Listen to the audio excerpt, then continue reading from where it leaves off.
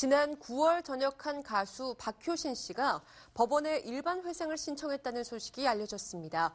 무려 30억 원에 달하는 빚을 감당하지 못해 회생 절차를 밟은 것으로 알려진 데다 입대 전 살던 집까지 경매로 넘어간 것으로 밝혀져 충격을 안겼는데요. 자세한 소식 안지선 기자가 전합니다. 발라드 씬으로 통하는 인기 가수 박효신이 최근 서울중앙지법에 회생 신청을 한 사실이 알려졌습니다. 지난 2006년 7월 전 소속사와 3년 전속 계약을 맺었던 박효신. 1년 뒤 계약 부당성을 이유로 계약을 파기하면서 전 소속사와 4년 6개월에 걸친 긴 법정 다툼을 벌였는데요. 지난 6월 대법원은 박효신에게 전 소속사에 15억 원을 배상하라는 판결을 내렸습니다. 배상금의 법정 이자까지 채무액이 무려 30억 원에 달하자 박효신은 활동을 보장받아 성실하게 채무를 이행하고자 하는 취지에서 지난 2일 법원에 회생 절차를 신청했는데요. 일반인들에게 생소한 회생 신청 절차, 변호사를 만나 자세히 들어봤습니다.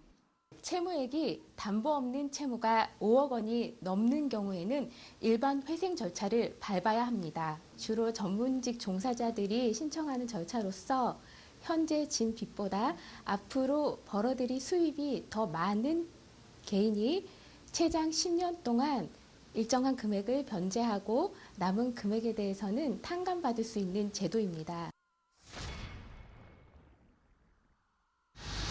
회생 신청 소식과 함께 박효신이 살던 연립주택이 이미 지난해 경매로 넘어간 사실도 드러나 팬들에게 큰 충격을 줬습니다.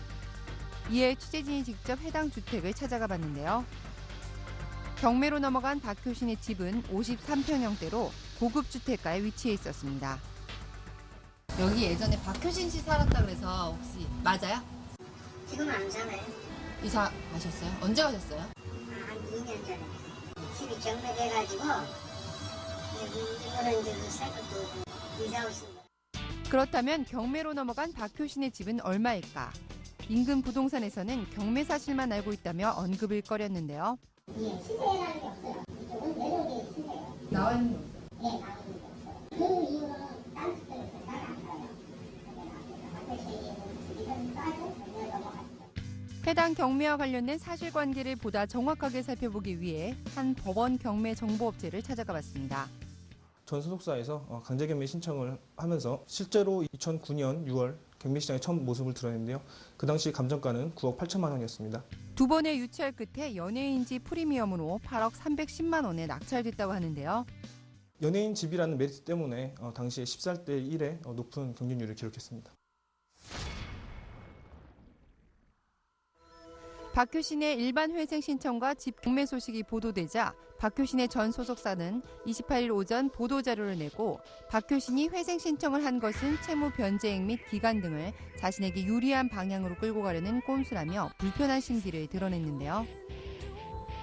이에 대한 박효신의 입장을 들어보기 위해 해당 소속사와 통화를 시도해봤습니다. 통화가 어려운 상황, 이에 직접 박효신의 현 소속사로 향했는데요. 담당자분 지금 잘안 계시는데 지금? 제가 지금 어떻게 말씀드릴 수 있는 부분이 아니라서. 어떻게 지내시는지? 네, 제가 지금 했어도. 직접적인 언급을 꺼린 현 소속사는 이날 오후 보도자를 통해 공식 입장을 대신했습니다. 현 소속사인 젤리피쉬 엔터테인먼트 측은 전 소속사의 채권자들이 박효신을 제3의 채무자로 삼아 100억 원 상당의 채권 추심 요청을 해놓은 상태라며 박효신으로서는 누가 채권자인지 확인할 수도 없어서 회생 절차를 통해서 채권자와 채권액을 확정한 뒤 빚을 갚기 위해 회생 신청을 한 것이라고 밝혔습니다. 또 주거지 불명과 관련해서는 군 복무 중 집이 경매돼 제대 후 임시로 어머니의 집에서 거처하고 있다며 박효신의 소재를 숨긴 사실이 전혀 없다고 강조했는데요. 박효신 측의 입장이 전해지자 전 소속사 측에서 다시 반박에 나섰습니다. 전 소속사는 취재진과의 전화 인터뷰를 통해 법원에 공탁금을 맡기면 해결될 일이라며 제3의 채무자가 됐다는 이유로 회생 신청을 했다는 것은 박효신 측의 말장난에 불과하다고 주장했는데요.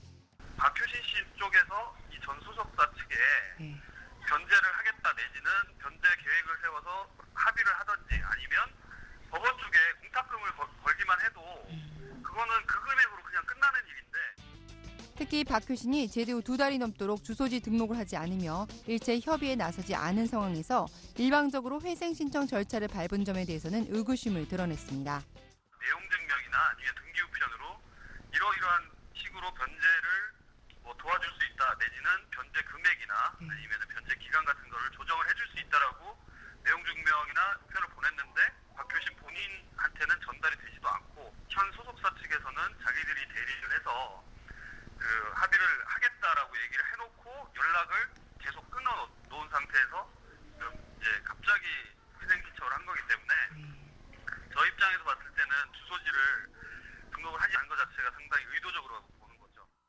박효 신의 회생 신청에 대한 법원의 결정은 29일에 나올 예정이지만 그 결과를 떠나 양측의 날선 공방은 당분간 계속될 것으로 보이는데요. 박효 신은 일반 병사론 최초로 육군 참모총장상과 국방부 장관상을 동시에 수상하며 성실히 군복무를 마치고 지난 9월에 제대했습니다. 일단 이렇게 너무들 많이 와주셔서 정말 감사드립니다. 감회가 새롭고 어제 잠도 좀 못 잤습니다. 잠도 못 자고 긴장 많이 한 것 같은데 여러분들 얼굴 보니까 너무 감사하고 기분 좋습니다. 채무액과 관련한 자금과는 별개로 현재 박효 신은 12월 말에 열릴 전역 후 첫 단독 콘서트 연습에 매진하고 있는 것으로 알려졌는데요. 박효 신의 새 음악을 기다렸던 팬들이 많은 만큼 양측의 원만한 해결이 이루어지길 바랍니다.